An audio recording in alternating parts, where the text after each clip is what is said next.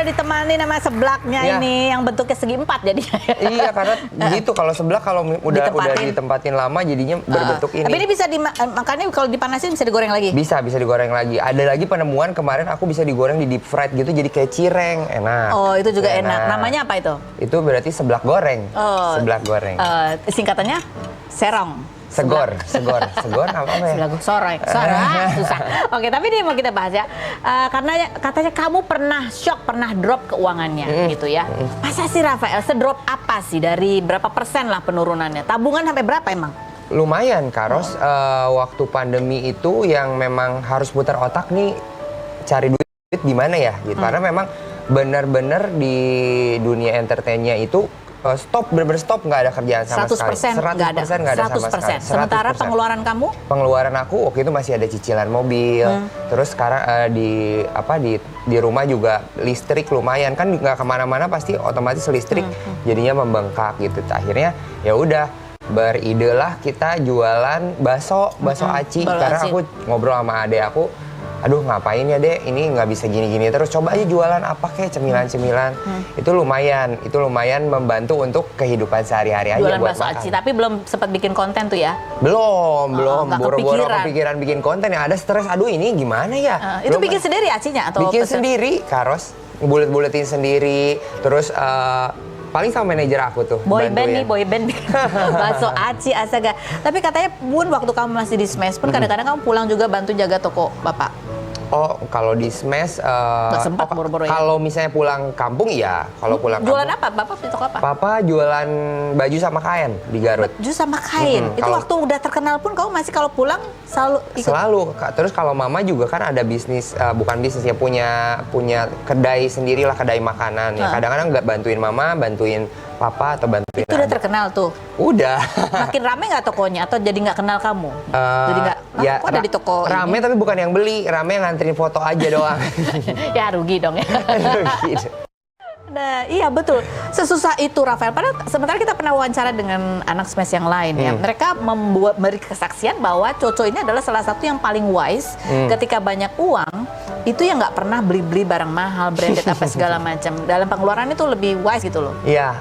Kalau aku pribadi sih, apa yang aku butuhin nggak harus kayak ngelihat, oh iya standarisasi artis tuh misalnya mobilnya ini gitu. Aku tuh nggak yang ngejar ke situ, yang penting ya aku butuhnya yang mobil sebesar apa, terus lihat nih kantong aku ada berapa, terus ini bisa nutup nggak kalau misalnya aku beli mobil ini nanti untuk kebutuhan yang lain, kan aku masih kayak ngasih ke mama juga, ngasih ke adik-adik aku, ponakan-ponakan aku gitu. Jadi memang harus bener-bener diperhitungkan baik-baik, Karos. Gitu. Tapi kalau dibilang tadi kalau di artikel kamu shock pernah ngalamin masa susah, itu susah beneran susah atau ya untuk ukuran kamu itu hanya berbeda jauh aja karena nggak ada pemasukan? Tapi bukan sampai tabungan kosong gitu? Oh, tabungan kosong enggak sih. Cuman memang akhirnya pakai tabungan yang tadinya nggak pernah aku ambil, akhirnya kepake gitu. Cuman ya udah dilewatin lah, puji Tuhan. Alhamdulillah. Puji Tuhan. Sekarang berkat konten seblak ini ada banyak sekali brand-brand antre ya kan untuk endorsan, diundang di berbagai acara gitu ya. Alhamdulillah ya. Kompilasi kontennya itu memang menarik, lucu banget. Kita lihat yang berikut ini. Ya, enggak. Itu nggak ada yang megangin handphonenya? Nggak ada, semuanya sendiri. Karena kadang-kadang aku kalau misalnya dulu belum punya tripod, pakai panci di depan gini ditaruh gitu. Kagak.